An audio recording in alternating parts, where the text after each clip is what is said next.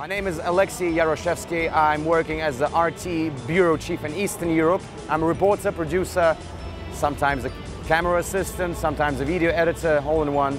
And I've been working in Ukraine for the past 3 years, covering stories here and all around Eastern Europe, which includes 14 countries. Some of it was true, unfortunately. We do have things like attacks on stadiums, like the Hitler chants, like some things about racism in the stands here in Ukraine and in Poland as well. I think there's even more in Poland than in Ukraine, because in Poland the fan movement is much more developed. And the ideas of the white brotherhood, as they call it, are much stronger there. Part of it was true, but what struck me and what shocked me was the reaction by Sol Campbell. I think for a person of his caliber, well, he used to be a great player, a huge player for England, saying things like, don't go there because you're going to return in a body bag. I mean, this is a bit of exaggerated reaction, I think, because what happens in Ukraine here is there are only minor racist incidents. I mean, it's only concerning a group of about 20-30 people. But you will never get it large scale. I mean, you could probably see it for yourself. You've got many African, Asian tourists, fans here. None of them have been abused or anything like that. Yes. What does that say? It says, you'll never walk alone. And how did you become a Liverpool fan? I was taken to Anfield when I was a kid, and I thoroughly enjoyed it. And when the crowd started chanting, you'll never walk alone, I decided this is it. That's where I found my club. And on top of that all, with no disrespect to any other clubs and any other fans, I think supporting Liverpool is like a great roller coaster ride.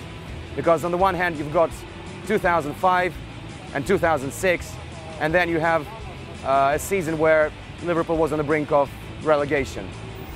Well, at the first half of the season. So it's always interesting because the team can come out and beat Manchester United 4-1, and the next game they lose Middlesbrough 1-0. So it's always fun and thrilling.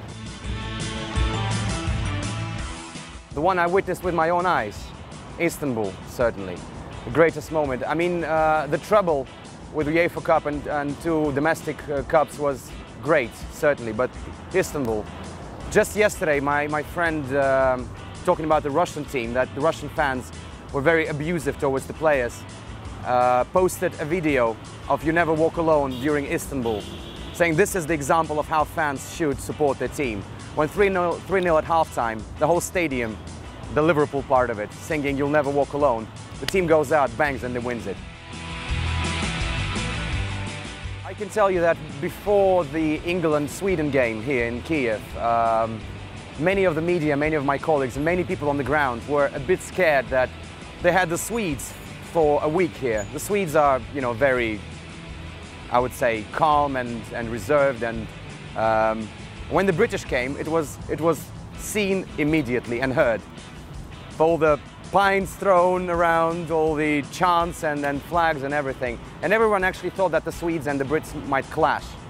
That didn't happen. Everything went very positively, very smoothly. The atmosphere after the game was completely positive.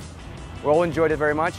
But if you talk about the general feelings, the Ukrainians just love everyone. I mean, they do have some problems with Russians at times, but only in some parts of Ukraine, but not in Kiev, definitely. And certainly the British fans were and will be loved here